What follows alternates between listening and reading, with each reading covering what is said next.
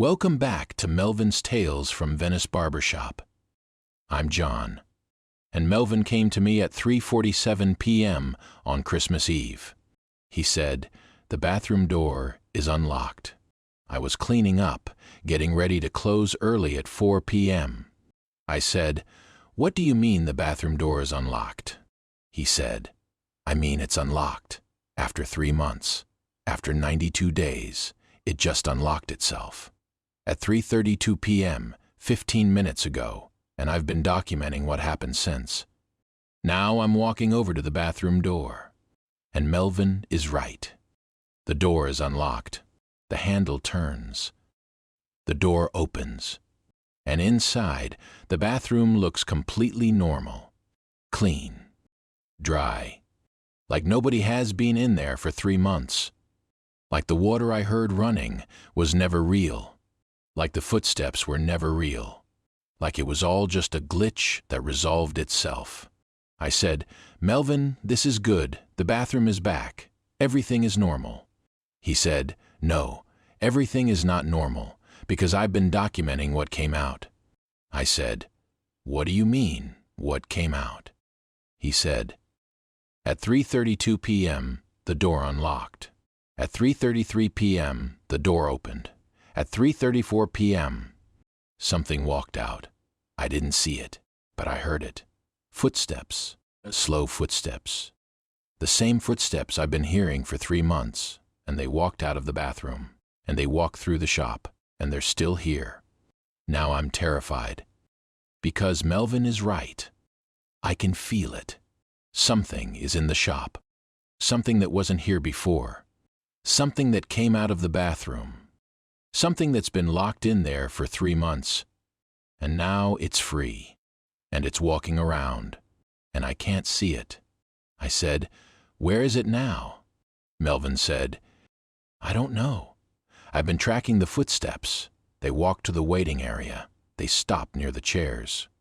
They walked to the retail display. They stopped near the Russell products. They walked to the front door. They stopped. And then they walked back to the middle of the shop. And they've been standing there ever since. Just standing, not moving, just existing.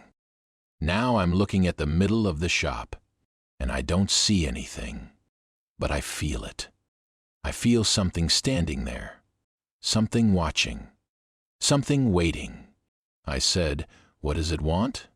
Melvin said, "I don't know, but I've been documenting its behavior, and I've noticed something.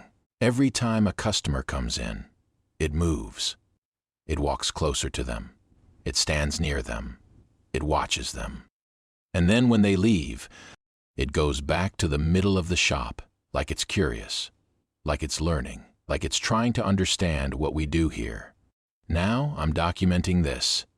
Because Melvin is right. This is important. This is the thing that was locked in the bathroom for 3 months. This is the thing that was walking back and forth. This is the thing that was washing its hands endlessly. And now it's out. And it's in the shop. And it's watching us." I said, "Should we try to communicate with it?" Melvin said, "I've tried. I've been talking to it. I've been asking it questions. But it doesn't respond. It just stands there, listening, watching, existing. Now it's 3:55 p.m. 5 minutes until we close. And I'm wondering if I should leave. If I should lock up the shop with the thing still inside. If I should come back tomorrow and see if it's still here. Or if it will be gone. Or if it will have done something." Melvin said, "I don't think we should leave it alone. I think we should stay. I think we should document what it does when nobody else is here. I think we should see if it reveals itself. I think we should see if it tries to communicate." Now I'm looking at the clock. 3:58 p.m. 2 minutes until closing. And I'm making a decision. I'm staying. I'm documenting. I'm waiting to see what this thing does. At 4:00 p.m., I locked the front door. I turned off the open sign. I dimmed the lights. And I sat down in the waiting area with Melvin. And we waited. At 4:03 p.m., the footsteps started again. Slow, deliberate, walking from the middle of the shop to the front window, standing there, looking out, like it was watching the people walk by, like it was watching Christmas Eve happen outside, like it was curious about the world beyond the shop. Melvin said, "I think it's been trapped in the bathroom for 3 months. I think it couldn't see outside. I think it could only hear us. Hear the customers. Hear the customers. Conversations. Hear the haircuts. Hear the life happening outside the locked door. And now it's finally out. And it's seeing everything for the first time. Now I'm feeling something I didn't expect. I'm feeling sorry for it. Whatever it is. Whatever came out of that bathroom. It was trapped. It was locked away. It was ignored. And now it's free. And it's just trying to understand where it is." At 4:15 p.m., the footsteps walked to the barber chairs. They stopped at the first chair. They walked to the second chair. They stopped. They walked to the third chair. They stopped, like it was examining them, like it was trying to understand what they were for. Melvin said, "I think it wants to sit down. I think it wants to experience what the customers experience. I think it wants to understand what happens in those chairs." I said, "Should we let it?" Melvin said, "I don't think we can stop it. I think it's going to do what it wants, and all we can do is document it." At 4:22 p.m., I heard something. A sound I've never heard before. A sound that wasn't footsteps. A sound that was almost like breathing. Slow breathing. Calm breathing. Like something was finally relaxing. Like something was finally at peace. Melvin said, "It sat down. It's sitting in the second chair. It's sitting where customers sit. And I think it's happy. I think this is what it wanted. To be part of the shop. To be part of the narrative. To exist in the space instead of being locked away from it." Now I'm looking at the second chair. And I still don't see anything. But I know something is sitting there. Something that came out of the bathroom. Something that was trapped for 3 months. Something that just wanted to be part of the story. At 4:30 p.m., the breathing stopped. The presence faded. The feeling of something being in the shop disappeared. And the second chair was empty again. Or maybe it was always empty. Or maybe it's still there, and I just can't feel it anymore. Melvin said, "I think it's gone. Or I think it's decided to stay quietly. I think it got what it wanted. It experienced the shop. It sat in the chair. It was part of the narrative for a moment. And now it's content. Now it's at peace. Now it's just existing alongside us instead of being locked away.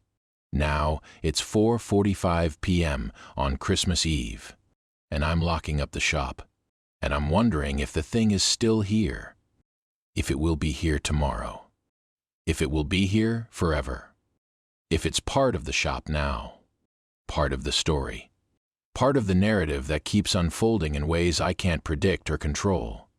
Melvin said, "Merry Christmas to whatever came out of the bathroom.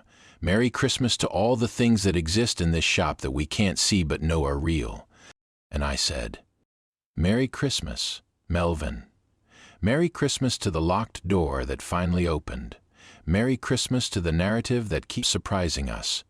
Merry Christmas to everyone who's listening to this and wondering if they're part of the story too. Because maybe they are. Maybe we all are. Maybe the thing that came out of the bathroom is listening to this right now.